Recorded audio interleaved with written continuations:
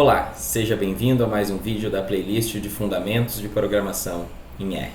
Hoje nós vamos falar sobre um grande recurso que a gente tem dentro da linguagem R, que são os fatores. Os fatores podem ser utilizados para trabalhar com um tipo muito específico de variáveis, mas antes disso a gente precisa introduzir um novo conceito chamado classes. O que são classes e para que elas servem aqui dentro do R? Para isso eu vou abrir o meu R no meu terminal, digitando R, vou limpar a tela combinando as teclas Ctrl e L, e agora nós podemos já iniciar a introduzir esse conceito de classes para posteriormente falar sobre os fatores. Vocês devem lembrar, a partir das últimas aulas e principalmente nas aulas iniciais, que nós trabalhamos com vários vetores.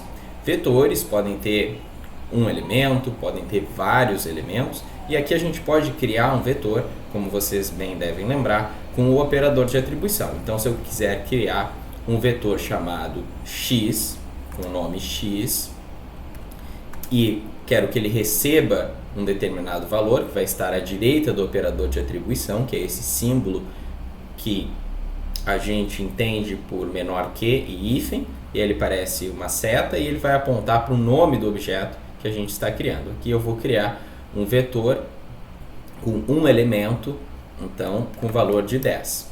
Esse vetor aqui, se eu pedir a classe dele, a forma como a gente faz isso dentro do R é utilizando a função class, o R vai me retornar que esse é um vetor de classe numérica.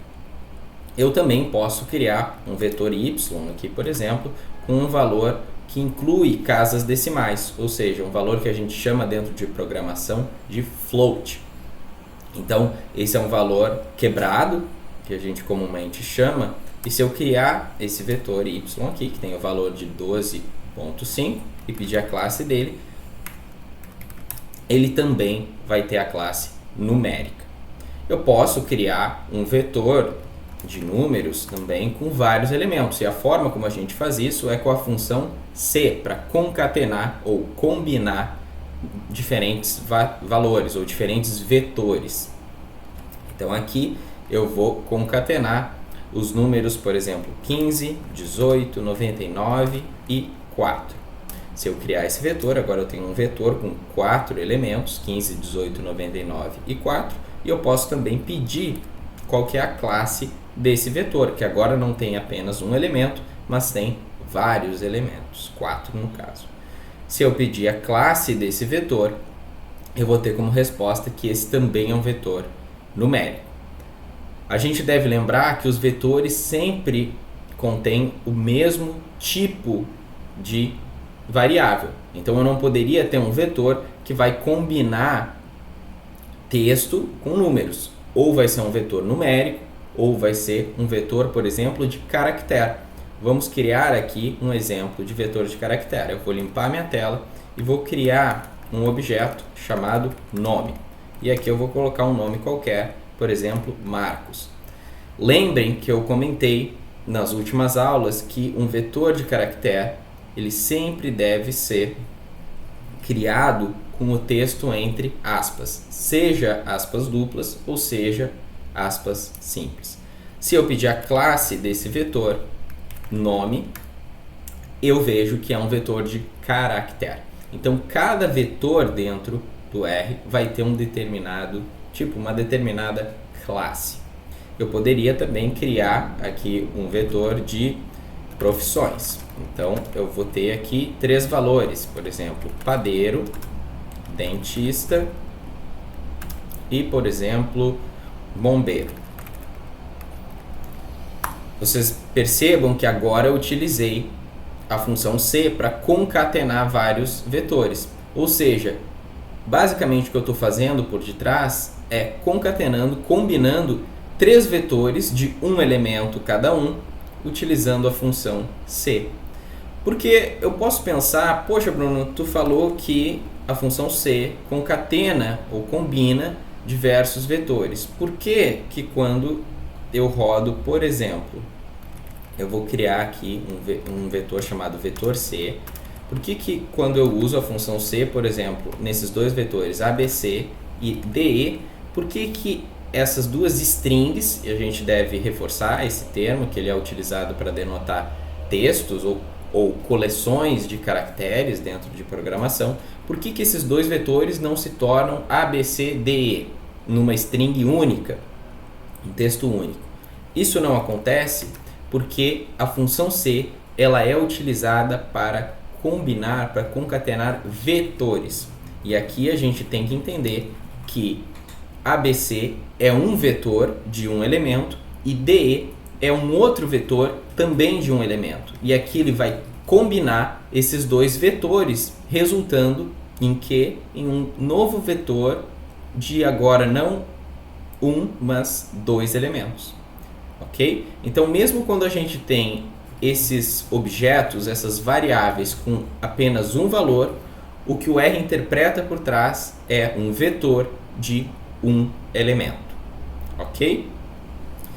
Então, agora que a gente conseguiu trabalhar um pouco com as classes desses vetores, e se eu pedir aqui a classe do vetor C, a gente vai ver também que é um vetor de character, a gente pode introduzir esse conceito de fatores.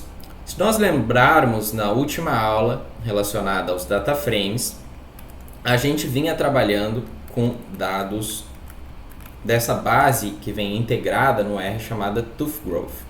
Essa base, se a gente pedir ajuda rapidamente, a gente pode lembrar que é uma base de dados, um data frame, que contém dados sobre 60 porquinhos da Índia.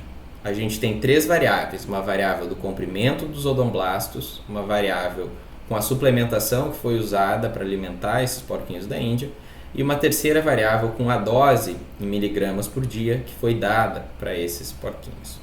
A gente pode utilizar também a função class nas variáveis de um data frame.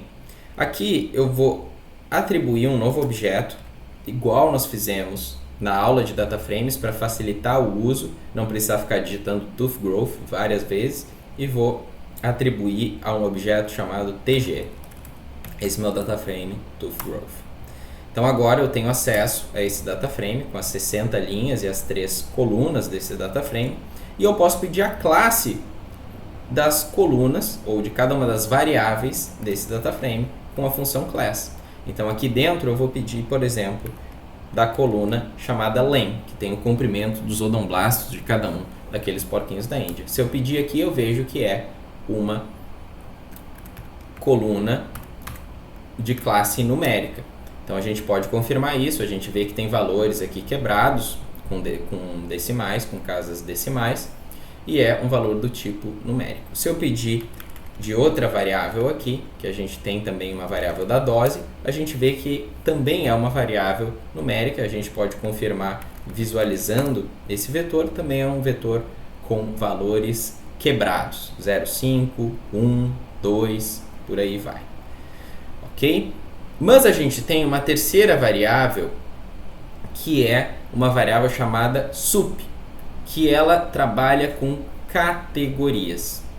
Se a gente pedir a classe dessa variável sup, aqui, a gente vai ver que o R me retorna factor. E aqui que a gente entra no conceito de fatores dentro do R. Para facilitar a compreensão, vamos imprimir todo esse vetor da coluna sup, que é a suplementação dos porquinhos da Índia, que a gente tem esses dois valores, OJ de orange juice, de suco de laranja, e VC de vitamina C. E vocês percebam que a saída aqui ela é um pouco diferente, e a gente tem uma nova informação aqui embaixo, quando a gente imprime esse vetor. Os fatores dentro do R, eles são utilizados para a gente tratar e trabalhar com variáveis categóricas. Dentro de um estudo, por exemplo, com seres humanos, exemplos de variáveis categóricas poderiam ser sexo, cor de cabelo, estado civil, tipo sanguíneo, escolaridade, se a gente divide isso em categorias, como por exemplo ensino superior completo, ensino médio completo, ensino superior incompleto, pós-graduação completa e por aí vai. Então esses seriam exemplos de variáveis categóricas que a gente poderia codificar dentro do R como fatores.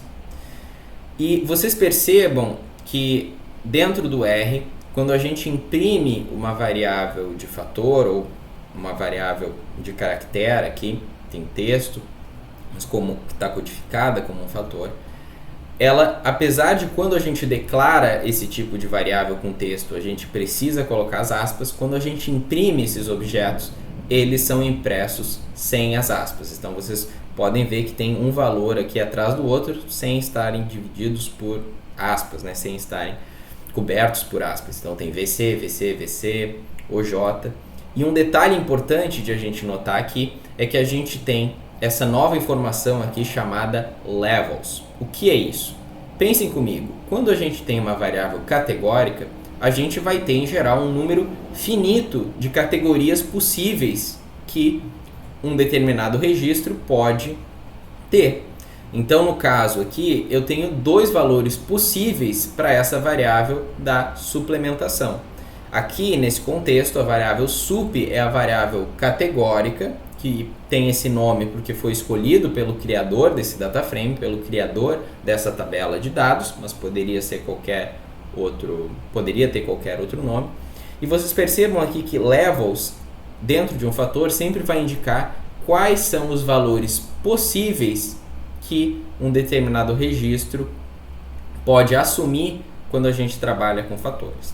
Quando a gente tiver um vetor muito grande, que a gente não pode ficar avaliando de forma manual, como o caso aqui nesse vetor Tooth Growth, que nesse data frame Tooth Growth, que tem 60 registros apenas, então a gente pode considerar que é um data frame relativamente pequeno, por vezes a gente vai trabalhar com milhares ou milhões de linhas até, então a gente não vai conseguir fazer essa inspeção manual que a gente está fazendo, mas a gente pode pegar quais que são os valores possíveis de um determinado vetor, quais são os níveis, os levels dele, usando a função levels. E a gente coloca o vetor de dados, esse vetor da classe fator, aqui dentro da função levels, como argumento da função levels. Se eu rodar isso daqui, a gente pode ver, e agora sim esses níveis são impressos como um vetor de caractere, então vocês podem ver que agora aparecem as aspas aqui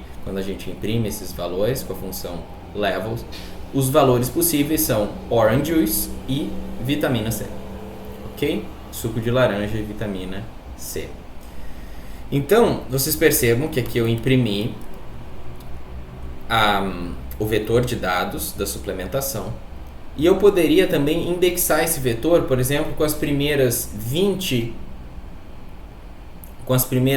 valores. E vocês podem lembrar das últimas aulas que a gente consegue indexar um vetor a partir do índice. Então, se eu quiser da primeira até o 20º registro, eu posso utilizar dentro dos colchetes o valor 1, 2 pontos, a anotação dos 2 pontos ela é usada para criar uma sequência de números inteiros do valor inicial até o valor final, que está à direita dos 2 pontos, e aqui eu tenho só os primeiros 20 valores. Vocês percebam que todos esses valores, eles têm o valor de vitamina C. No entanto, como eu estou trabalhando com um fator aqui dentro do R, a gente pode ver que, mesmo assim, a saída do meu comando, ela retém todos os níveis possíveis, mesmo que nesse meu subconjunto, nesse meu vetor indexado, eu não tenha nenhum valor aqui de suco de laranja. Eu ainda tenho registrado nos meus níveis que esse é um valor possível de um registro assumir. Então essa é uma funcionalidade bem legal dos fatores, porque mesmo que eu esteja trabalhando com um subconjunto, eu ainda assim sei quais seriam os outros valores possíveis dentro de um vetor de classe fator. Então a classe fator é um dos aspectos mais potentes dentro do R e para realizar modelos estatísticos, matemáticos e também para o próprio tratamento dos dados. E algo importante também que eu gostaria de salientar é a questão de performance. Os fatores permitem que dentro do R a gente trabalhe com uma maior performance dentro dessas variáveis categóricas, porque por detrás desses valores de texto aqui, por exemplo, vitamina C, suco de laranja, o R vai representar esses valores por meio de números. e números na memória do nosso computador, acaba sendo muito mais otimizado, muito mais rápido de rodar, de processar esse tipo de dado, do que se a gente tivesse uma representação de texto registrada para cada um dos valores desse meu vetor. Então, vocês podem também praticar para além do dataframe ToughGrowth com um outro dataframe que a gente tem aqui dentro do R chamado CO2.